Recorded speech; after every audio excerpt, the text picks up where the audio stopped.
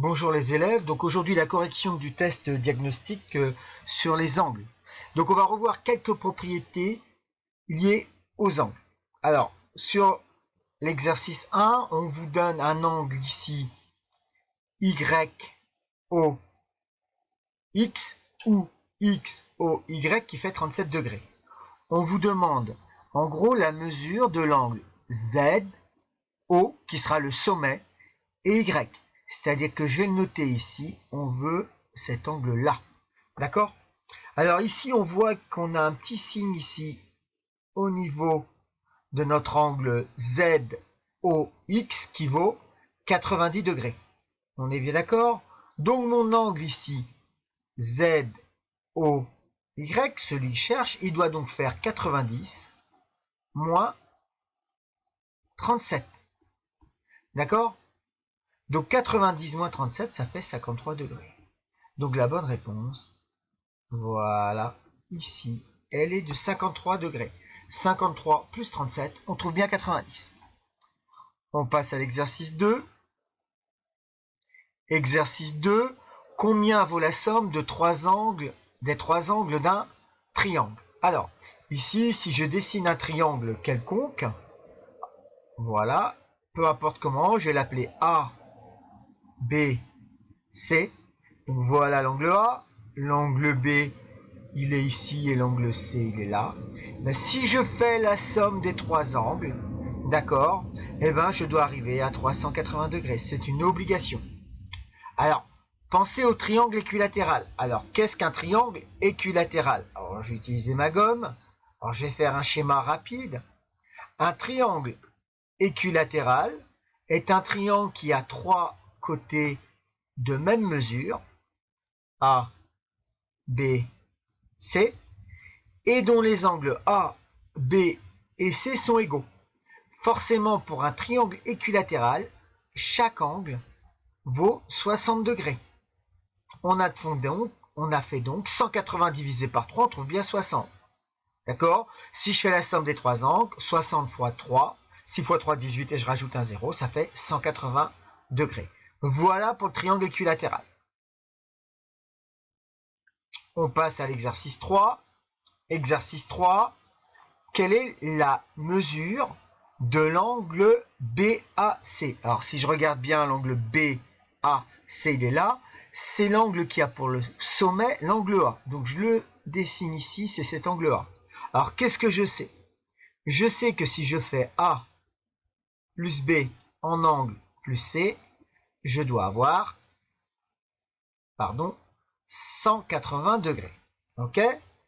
Donc forcément A plus 50 plus 70, ça doit faire 180. Donc pour trouver A ici, en gros, il faut faire 180 et enlever les deux angles, 50 et 70. D'accord? En gros, la somme doit faire 180. Donc j'ai plus qu'à faire mon calcul. D'accord? Donc ici, je vais trouver un angle de 60 degrés. Bonne réponse ici. D'accord? La somme des mesures des angles dans un triangle est toujours la même. Oui, et elle est égale ici à 180 degrés. C'est ce que nous utilisons. On passe à la feuille suivante. Voilà, je l'agrandis. Quelle est la mesure de l'angle TUS? Alors, l'angle TUS, c'est l'angle TUS.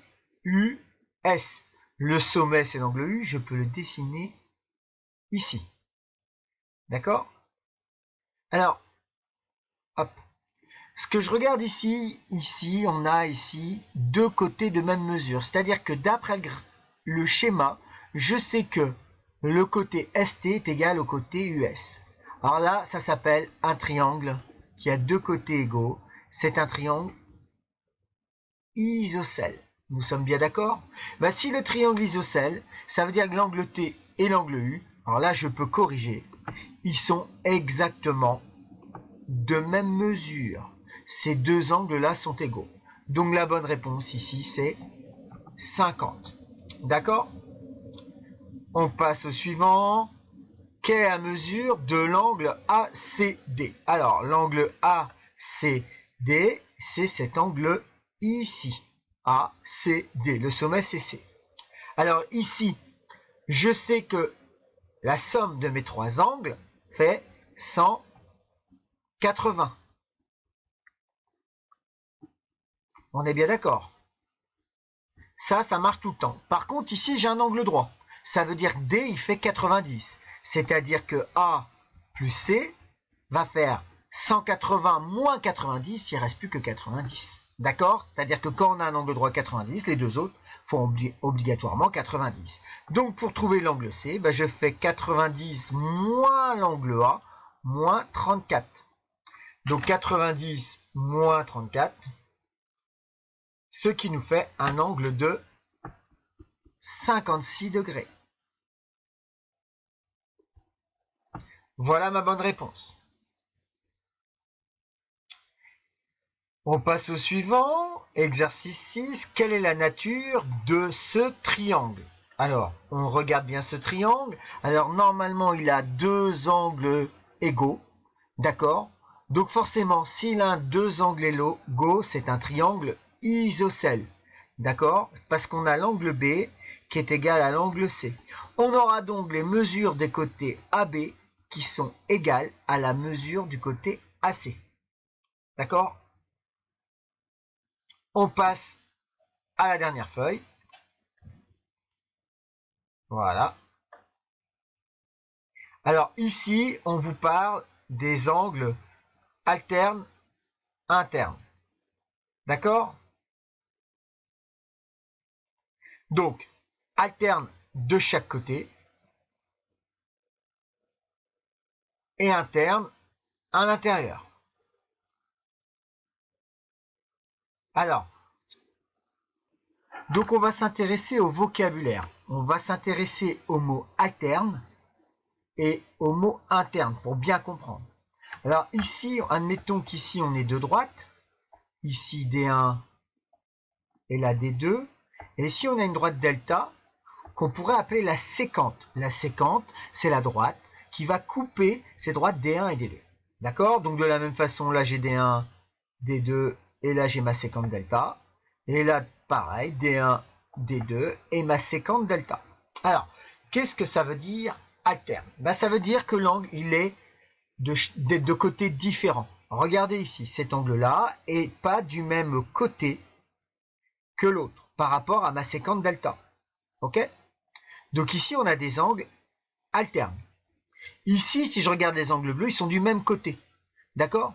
Donc ça, ce ne sont pas des angles alternes. Ils sont du même côté. Pareil pour les angles verts.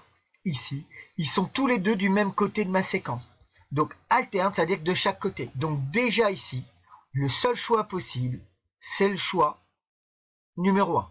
Alors, pourquoi maintenant interne? Parce qu'ils sont à l'intérieur. Vous voyez que ici, les deux angles sont à l'intérieur des droites D1 et D2.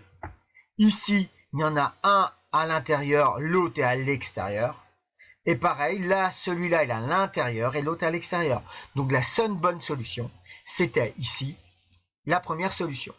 Si je passe maintenant à la deuxième. Donc la deuxième ici, on voit bien ici qu'on a des angles alternes internes. Pourquoi? Parce que dans chaque cas, regardez, on a des angles. Si ma séquente ici c'est delta, admettons ici ma séquente c'est delta et ici ma séquente c'est delta, d'accord? Les deux angles vert et bleu sont de deux côtés différents, d'accord? Par rapport à ma séquente delta, donc ils sont alternes. Et ils sont tous les deux à l'intérieur de mes droites D1 et D2. Ok? Pareil ici. Le bleu et le vert sont chacun d'un côté de ma séquence delta, de ma séquente delta, et ensuite ils sont à l'intérieur tous les deux. Donc c'est des angles alternes internes. Pareil ici, vous avez ici un angle bleu et l'angle vert qui sont de chaque côté de ma séquente delta, et par contre ils sont à l'intérieur des droites D1 et D2. Alors ici, comment savoir si les droites sont parallèles? Pour avoir des droites parallèles, il faut des angles alternes internes qui sont égaux. D'accord? Donc ici, 83, 82, les angles alternes internes ne sont pas égaux. mes droites D1, D2 ne sont pas parallèles. Ici, on a 72, 62, 12 degrés.